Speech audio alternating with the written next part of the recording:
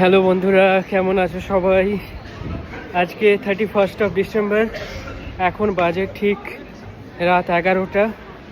আর আমি এখন হাঁটছি কুইন স্ট্রিটের রাস্তা ধরে অকল্যান্ডে। আর কিছুক্ষণের মধ্যেই ঠিক 12টার সময় এখানে সেলিব্রেট হবে স্কাই টাওয়ারের সেই ফেমাস ফায়ারওয়ার্কস, ওয়ার্ল্ডের first city to celebrate the new year.